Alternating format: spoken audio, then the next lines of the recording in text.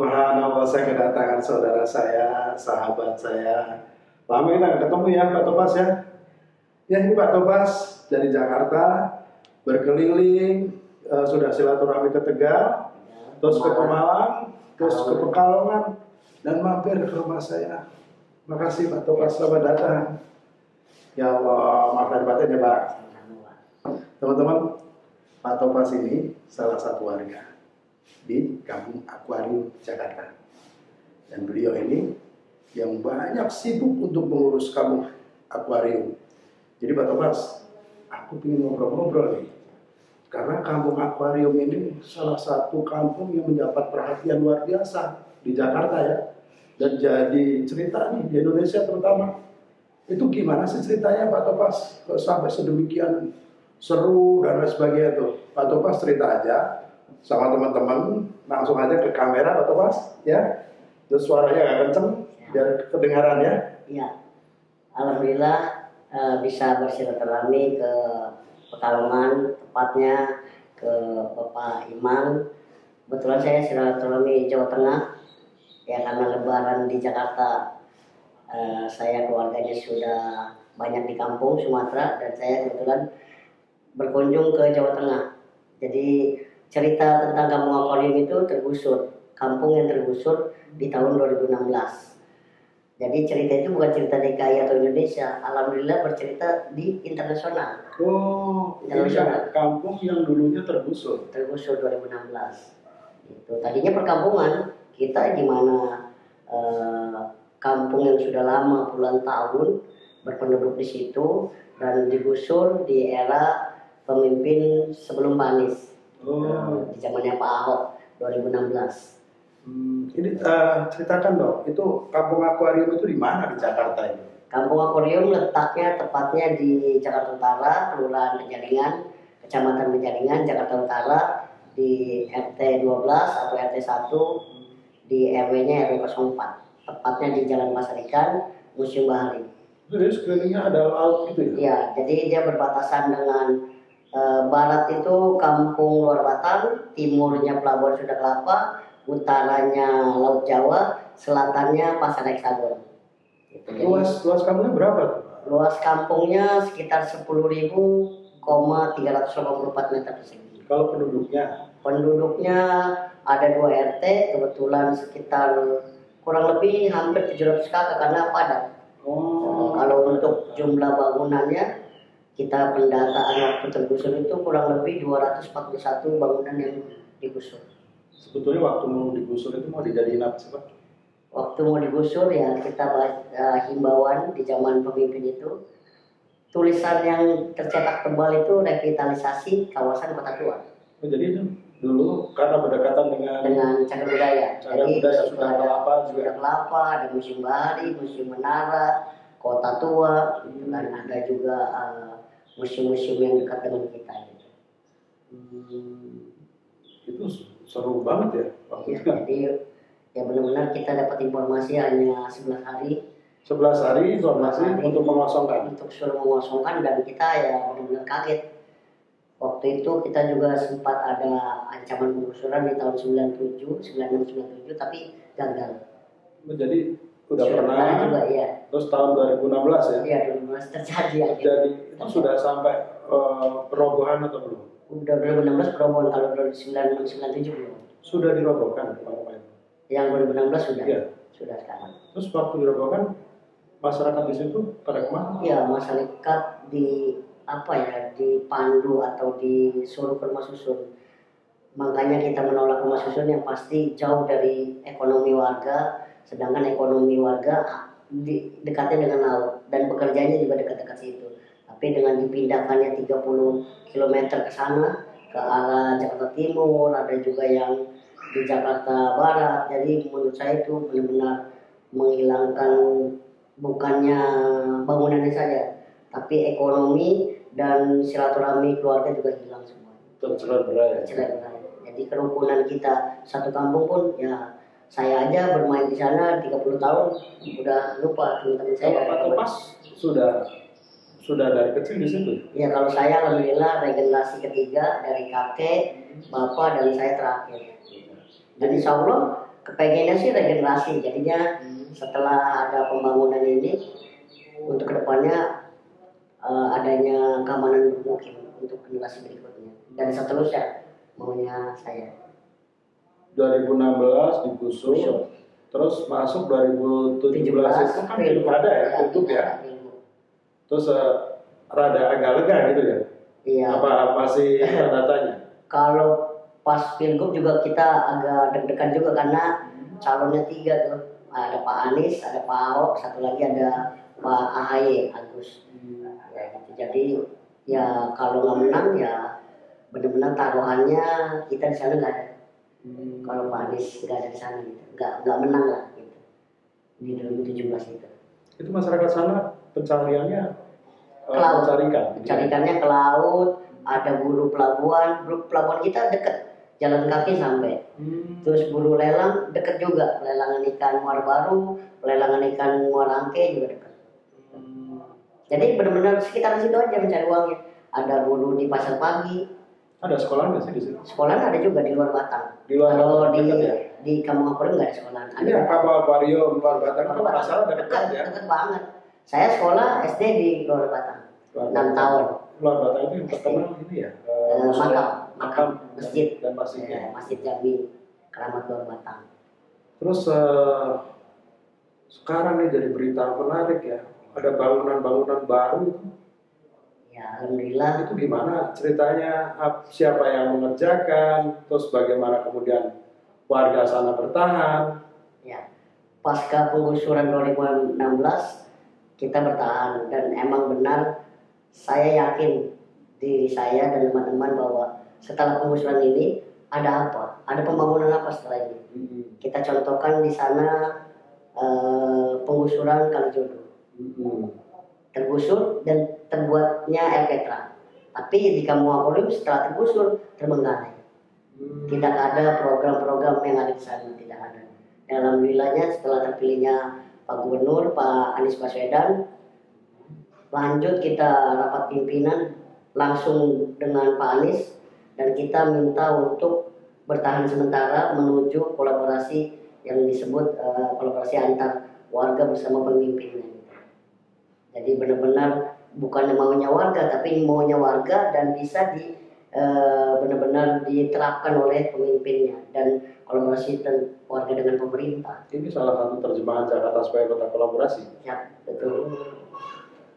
Jadi sementara itu di 2017 kita rapat pimpinan bersama Pak Gub dan kita dibuatkan di akhir 2017 dibuatkan shelter sementara menuju perancangan bangunan. Oke, nanti kita ngobrolin shelter ya. Jadi teman-teman, saya sempat datang ke sana itu pas kondisi warga sedang bertempat di shelter yang dibuatkan. Kita lanjutkan lagi nanti kita ngobrolin tentang shelter. Gitu ya Pak Topas ya. Masih bersama saya Imam Jasmin dan Pak Topas Kampung Akuarium. Namanya sekarang jadi Kampung Susun Akuarium. Kampung Susun Akuarium. Jadi kita melihat Kampung Susun karena kita sudah tersusun atau kampungnya sudah tidak di tanah lagi, tapi menyusun ke atas. Kita benar-benar menyesuaikan lah. Jadi kita nggak sebut rumah susun. Jadi di sana kita benar-benar walaupun rumahnya ke atas, tapi sifatnya berkampung. Jadi kita nuansanya kampungannya. Aku ceritain dong tadi kita biar nggak lewat yang pada saat shelter. Shelter siapa yang ngerjain malam itu? Ya, jadi setelah pasca rapi tersebut kita minta untuk Pak Anies, kita tinggalnya sedih di tenda dan di bedeng. Sempat tinggal di tenda? Saya sendiri di tenda. Tenda peloton. Tenda peloton. Jadi ratusan warga di situ. Jadi satu tenda itu bisa 7 sampai 8 kakak. Berapa bulan, berapa tahun, berapa lama? Sekitar 1,5 tahun ya. 1 tahun sekali. Jadi ya di tenda. Jadi pembangunan shelter itu awal 2018 ceritanya. Awal 2018. Setelah ada penggusuran, terus terpilihnya pemimpin baru, Anies. Waktu penggusuran itu juga warga ada yang sudah ada yang rusun karena di puing itu atau sisa penggusuran itu benar-benar kondisinya nggak memanusiakan lah, nggak ada air, nggak ada listrik, Panas juga. panas, Kalau hujan, pantai ya? pasti pantai. Jadi 1,5 tahun itu tinggal di tenda. Di tenda, Baru di tenda ada yang di tenda, ada yang dibikin rumah-rumah sementara juga ada. Dari kayu setelah penggusuran itu, bekas-bekas kayunya. Oh, jadi barang-barang bekas. Barang bekas dibikin rumah sementara. Kumuh banget dong. Ya karena untuk bertahan, untuk bertahan menuju ya tadi hikmahnya ada. Tapi pekerjaan tetap aja jalan. Tetap jalan. Sebagai buruh pelabuhan di Pelabuhan, pelabuhan, ya. cari ikan, Nelayan. dijual di pasar, Iya. pasar ikan Muara ya, Muara Baru, Muara Angke juga. Angke, ya. Terus anak-anak sekolah gimana? Ya untuk anak sekolah ya kejamnya, kalau menurut saya kejam. Pemerintah itu kejam. Sebelum pemerintah Anies saya sebut kejam, kenapa? Jadi selain bangunan yang dirobohkan, silaturahmi kita yang dihilangkan, ekonomi yang dipatahkan, ternyata kependudukan pun dihilangkan. Kependudukan? Ya. Apa itu kependudukan? Jadi KTP, identitas kami sebagai warga negara Indonesia yang baik, itu kita tidak berlaku. Dulu punya KTP beralamat di Kampung Akuarium. RT-nya ada, RW-nya ada, kelurahan kecamatan ada. Setelah itu nggak ada. Setelah digusur, kita mengurus seperti BPJS, KJP, untuk kepolisian, samsat atau segala macam, KTP kita nggak berlaku. Yang beralamat di tempat penggusuran tersebut. Jadi udah clear gitu ya. Namanya, ya. Manusianya masih ada, tapi tidak beridentitas. Jadi identitas yang ada. Menurut saya kejam. Jadi kita punya undang-undang, kita benar-benar memiliki hak untuk memiliki tempat tinggal, mendapatkan pendidikan. Menurut saya kok sekejam itu. Jadi nggak bisa akses apa-apa ini. Iya, kebetulan penggusuran tersebut terjadi 11 April, di mana 11 April itu adalah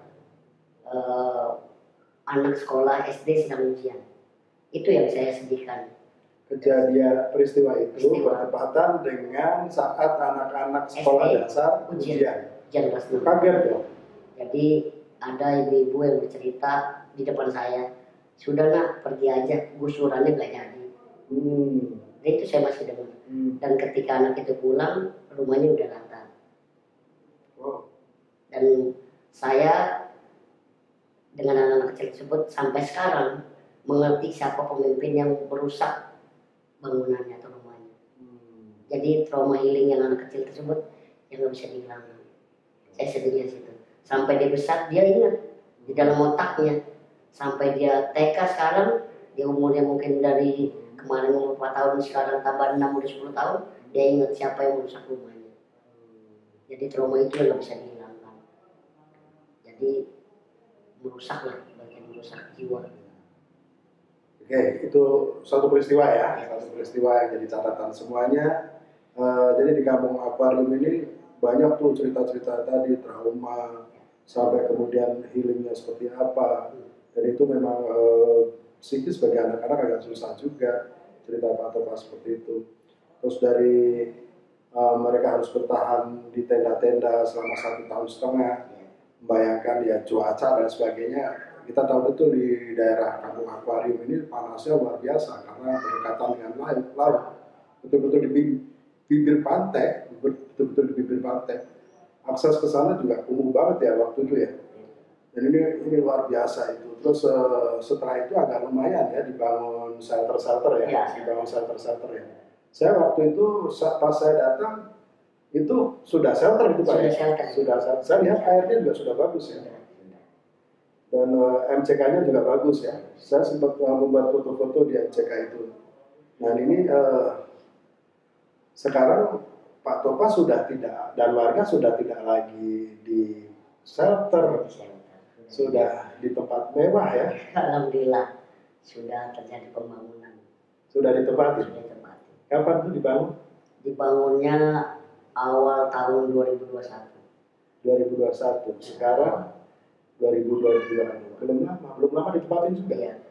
Peresmiannya bulan 8, tepatnya 17 Agustus. Kenapa saya mintanya 17 Agustus? Jadi arti dari 17 Agustus kan kemerdekaan bagi negara Republik Indonesia. Dan bagi kami juga ada arti merdeka dari tidak punya tempat tinggal. Ya, pasti teman-teman banyak ya kalau kita searching informasi tentang kampung susun ya, kampung susun akuarium itu. Tempatnya tuh luar biasa, ada bangunan gedung bersusun sampai lantai 5 ya, tiap gedung ya, tiap blok itu ada 5 blok ya, 5 blok yang akan direncanakan. Yang sekarang sudah selesai. Blok B dan D. Blok B dan D. Terus yang A, C sama E belum? Belum. Tapi sudah siap. Sudah berjalan. Sedang berjalan. Jadi yang kita syukurin itu cepet banget ya ngerjainnya sebenarnya ya. 21. Jadi harapannya juga yang 3 ini juga cepat selesai. Itu yang 2 itu semua warga sudah bisa tertampung. Yang semua warga yang ada di shelter sementara dari 2018 sampai 2021 yang sementara itu sudah tinggal di kampung susun akuarium di blok B dan D sebanyak 107 unit. 107 unit. 2 blok itu. 2 blok itu. Terus 2 blok dengan 5 lantai. 5 lantai. Dengan 5 lantai. Ya. Itu kalau aku didapat yang lantai atas itu malas banget, gimana cerita baginya itu Pak? Jadi sebelum terbangun benar-benar kita kolaborasinya itu terhadap warga benar-benar melalui kekeluargaan. Jadi kita kumpulin semua warga, kita rapat besar, benar-benar nggak ada yang kecewa. Nanti di kemudian hari, bagaimana di lantai 1, bagaimana ke lantai 2. Nggak pakai undian gitu nggak ada kocokan. Jadi pas, jadi setuju semua untuk lantai 1 dan 2 bagi mereka yang lansia. Lansia yang di bawah. Lantai 1 dan lantai 2. Lantai 2, ya. Yang baru nikah di atas. Ya. Paling muda umur 30 atau 35, 40 di atas. Satu keluarga dapat 1 unit. 1 unit. 1 unit. Dengan fasilitas yang memang sudah ya, cukup. Ada ruang tamu, ada tempat tidur, ada kamar mandi, ada ruang dapur, dan alhamdulillahnya ada ruang untuk mencuci dan mencuci. Listrik, terus air, udah bayar sendiri apa masih dari pemerintah? Udah bayar sendiri. Udah bayar sendiri. Tapi nggak mahal juga? Nggak mahal, alhamdulillah. Listriknya token, airnya juga sudah pump. Dan dari dulu juga kita belum tergusur, air kita sudah pump. Wow, teman-teman, ini kabar bahagia. Artinya bahwa kalau kita tahu lah penggusuran itu pasti membekas, dan kalau tidak pintar juga untuk mengelola jadinya dendam. Tapi selalu kita ingat bahwa mensyukuri ikhtiar itu menjadi penting, gitu kan. Hasilnya sekarang warga sudah bisa menempati, gitu. Terus yang 3 ini sekarang sudah dikerjakan. Sedang dikerjakan. Terus akan ditempati oleh warga yang kemarin di penggusuran itu ada di rusun-rusun penampungan sementara. Jadi mereka sekarang ada di luar. Sedang menunggu ya. Sedang menunggu. Nanti akan pulang lagi. Pulang lagi. Jadinya kita kumpul lagi. Kumpul keluarga lagi. Terus KTP sudah berlaku lagi. Semenjak 2018 bulan April KTP kita sudah berlaku. Semenjak pemimpin baru. KTP-nya sudah alhamdulillah sudah bisa ngurus-urus BPJS, KJP untuk kepolisian, perbankan bisa. Mas, ini kemarin kan ya, ada yang seru nih waktu dibawa Mas Anies ke IKN, ya. Tanah dan air dari kampung susun akuarium. Kita ngobrol itu ya. Tapi kita istirahat dulu sebentar.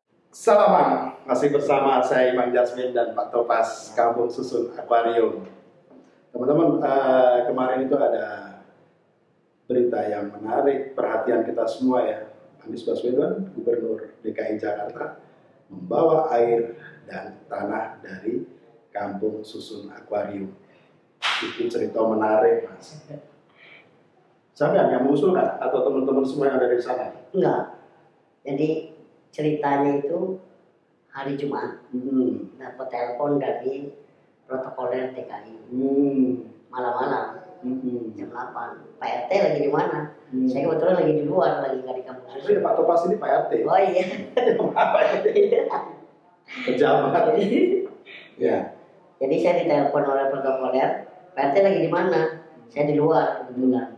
Pak RT bisa nggak langsung pulang hari ini juga? Saya mau bawa tanah nih dari kampung akuarium, nggak bilang untuk ke IKN. Belum. Jadi, loh kok malam-malam? Saya bilang, ada apa nih, tanah apa, buat apa? Siapa yang nyuruh? Kata bilang, yang nyuruh Pak Anies. Katanya. Oh Pak Anies siap, kata saya. tapi kok malam ya saya bilang. Saya bilang kalau malam kayaknya agak susah, ada gelap gitu kan, nggak ada penerangan karena sedang mau ada pembangunan gitu kan, di sana masih ada alat berat gitu. Jadi nggak apa-apa mas, sekarang aja. Sekarang gini Pak, saya masih jauh dari Kampung Susun. Saya bilang kalau bisa besok pagi benar. Saya bilang besok saya sendiri yang cangkulin. Saya bilang. Nah saya bilang, oh yakin ya Pak, jam 7 kata dia. Jam 7, ya saya setengah 7 udah siap. Dan saya janjian jam 7 oleh tim protokoler. Saya tunggu di hari Sabtu pagi, saya tunggu datang tim protokoler. Ternyata bikin dia, Pak sebenarnya tanah ini mau dibawa ke IKN. Oh berita yang Pak Presiden mau bawa tiap tanah di tiap provinsi ya? Oh iya. Atau pas waktu itu nggak ya? Nggak ngerti saya, nggak tahu ngerti berita itu, nggak ngerti. Karena tahunya Pak Presiden ngumpulin gubernurnya di IKN. Itu terus bawa tanah nggak ngerti. Belum lihat baca berita, nggak ngerti. Ya udah, kebetulan pas di situ hari Sabtu itu saya udah bangun pagi, udah ada protokoler, dan di situ otodidak aja tuh, jadi nggak sengaja dikumpulin warga, nggak ada. Otomatis aja. Jadi ibu-ibu tiap pagi itu olahraga dari Kampung Susun ke depan. Juga nggak tahu juga ceritanya. Saya lihat foto-fotonya ibu-ibu juga ikut-ikut. Ya ibu-ibu, makanya itu emang dari pasar, ibu-ibu pulang dari olahraga, saya kumpulin namanya. Saya manggil, Bu, ayo sini kumpul. Kita mau apa? Mau ada Pak Anies mau titip pesen, katanya suruh ambilin tanah buat dibawa ke IKN. Saya nggak tahu artinya buat apa, nggak ngerti. Udah gitu saya bilang, mana tanahnya? Saya bilang, yang mana Pak? Ini tanah akuarium luas. Saya bilang 10.380 Pak. Enggak, sedikit aja kata dia. Terus langsung tuh yang nyangka bukan saya, ibu-ibu. Dengan disebutnya Pak Anies langsung semangat. Pak Anies saya nyuruh semangat langsung ibu-ibu. Yang ibu-ibu itu kebetulan emang jagonya nyangkul tuh kayaknya. Ibu itu jago nyangkul. Iya, nyangkul semua. Emang biasa bertani. Gitu. Jadi apa? Biasa cocok tanam di Kampung Susun gitu. Ada tanamannya kan banyak di situ. Jadi yaudah sini Pak RT saya aja deh nyangkul. Jadi semuanya ibu-ibu tuh yang nyangkul berebutan. Disebut Pak Anies yang nyuruh langsung berebutan. Jadi alasannya ke depannya buat apa belum tahu tuh, belum cerita panjang. Protokolnya akhirnya diambil tanah itu banyak semana Pak, pakai plastik apa pakai apa. Terus dia ada pesennya, ini ada tempatnya gitu. Saya nggak tahu yang videoin siapa itu, nggak tahu. Sampai viral begitu nggak tahu. Sampai masuk media itu nggak ngerti saya juga. Jadi saya ambil di depan deket bagian genset, di depan ruang mesin yang tanah itu dia punya tempatnya. Dan dia bilang ini bakal mau dibawa sama Pak Anies ke Kalimantan atau ke IKN katanya. Airnya juga ambil situ? Airnya kebetulan enggak dari situ, tapi airnya dari 6 wilayah di DKI Jakarta. 6 wilayah dari DKI Jakarta. Tanahnya saja dari Kampung Akuarium. Kebetulan setelah diambil baru dia cerita. Iya Pak Anies mau dikumpulin atau Pak Gubernur se-Indonesia mau dikumpulin. Pak Anies pilihnya ini. Saya belum tahu tuh alasan apa lagi, saya bilang kan. Udah gitu saya nyeletuk dong, kok Pak Aniesnya nggak ngajak saya kan Pak RT jadi sini. Masa tanahnya ada yang nggak ajak, kan salah saya aja dong. Saya ulangi gitu, mewakili Kampung Akuarium harusnya. Dan kenapa begitu? Ya Presiden mungkin ada ingat waktu dia mau pemilihan gubernur atau mau pemilihan presiden, dia ke Kampung Akuarium minta suara gitu atau tidak dukungan. Ada suara.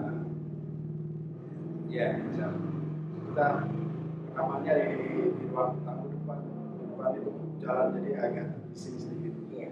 Itu dulu Pak Presiden sudah sempat ke Kampung Akuarium. Iya. Jadi sebelum Pak Jokowi jadi gubernur, minta dukungannya ke Kampung Akuarium.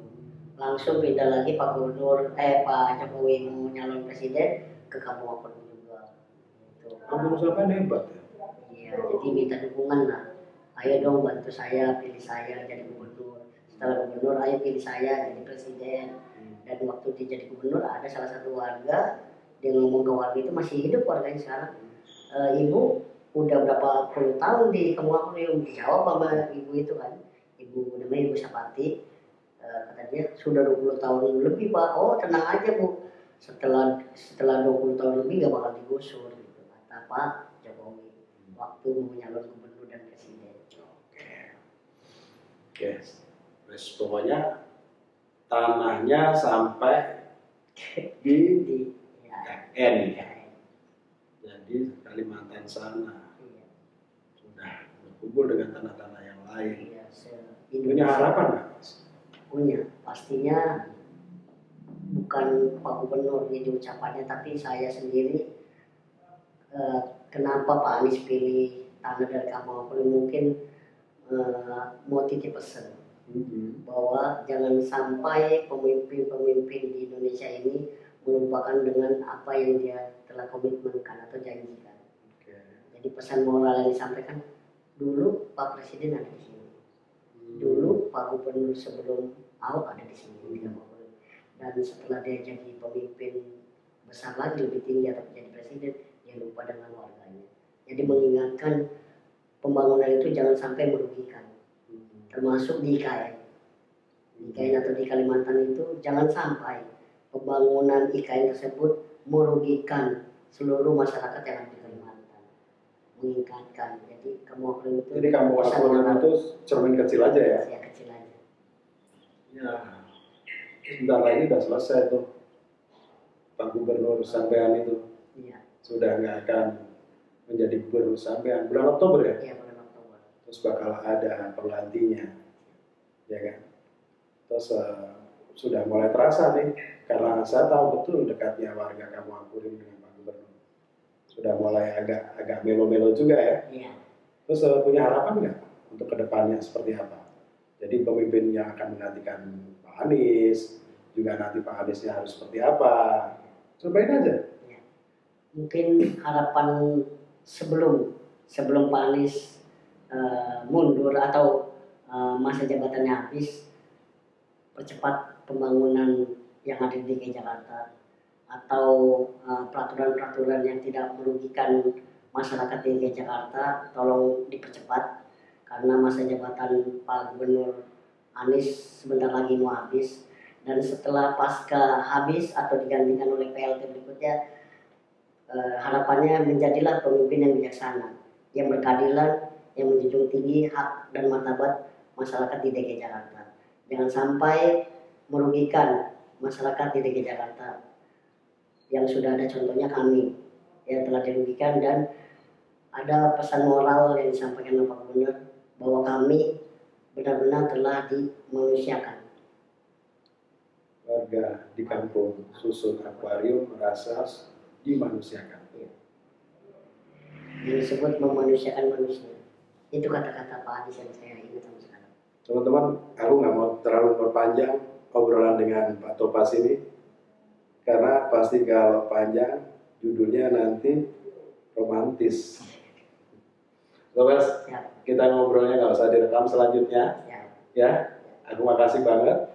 Sudah banyak hal, mudah-mudahan bisa dipetik untuk kebaikan semua. Iya ya, sukses selalu dan berkah hidup. Aku kalau manggil Pak itu sebenarnya malas, karena Anda masih muda belia.